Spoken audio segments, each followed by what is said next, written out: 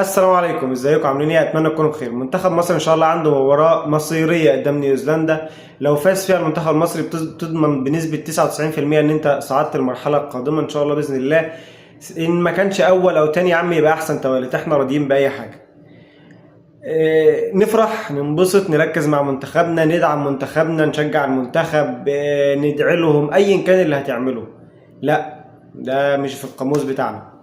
احنا هنعمل ايه بقى؟ احنا هنتكلم على لعيبه، هنكسر في لعيبه، هنقول ليه ما خدش فلان، هنقول ليه ما جابش علان، هنقول فلان الفلاني جاي له عرض من ويست هام الانجليزي، هنقول فلان جاي له عرض من نادي الرياض. بص، هنطلع ونقول ونعمل كل حاجه تخلي المنتخب يتشتت. اي حاجه فيها تشتيت للمنتخب هنعملها يا صاحبي. نقف ورا المنتخب، مش بتاعتنا، مش بتاعنا الكلام ده. احنا بتوع البروباجندا. امام عاشور جاي له عرض من ويست هام الانجليزي، محمود تريزيجيه جاي له عرض من النادي الرياضي السعودي، حمزه عبد الكريم ايه اللي يروح لمنتخب لكاس العالم. ازاي تخرج محمد صلاح من الملعب؟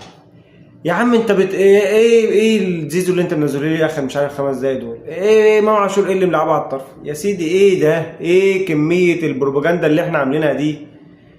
ما بنعرفش نشجع واحنا ساكتين، ما بنعرفش نقف ورا منتخبنا وخلاص. يا سيدي لما يقع العجل يبقى كتر سكاكينه. انا من نوعيه الناس دي، انه انت اول ما تقع انا هاجي اقول لك بقى انت عملت كذا كذا غلط، هاجي انتقدك بقى. لكن طول ما انت في الملعب انا يا باشا وراك قلبا وقالبا وظهرا وسندا وداعما وكل حاجه في الدنيا.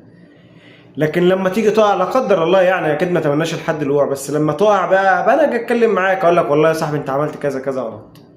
زي مثلا بعد نهايه ماتش بلجيكا ومصر انا طلعت قلت بكل بساطه يا كابتن حسام ما كانش ينفع تلعب في الحته دي. بس عادي، انتقاد بسيط صغير.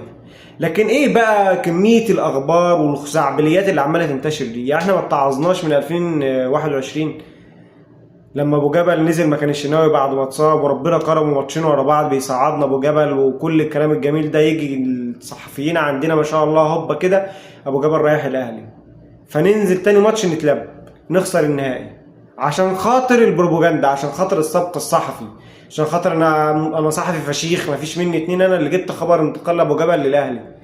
طب ما تصبر شويه يا صاحبي، اصبر لما البطوله تنتهي وبعمل اللي انت عايزه. امام عاشور ايه اللي جاي له عرض من ويست هام؟ يا ويست هام تسمع عن امام عاشور اصلا؟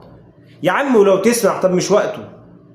يعني انا بجد قسما بالله اكتر حاجه بتقهر الواحد اللي هو انت تكون في عز تركيزك او انك بتتمنى حد يدعمك بكلمه ولا بتاع تروح انت تشتته. ده تخلف، ده اللي انتوا بتعملوه ده تخلف. يعني كفايه سبق صحفي على قفا اللعيبه وعلى قفا تدمير المنتخب. والله العظيم الواحد زي من الاخبار دي بجد، حاجه مستفزه. سيبوا اللعيبه في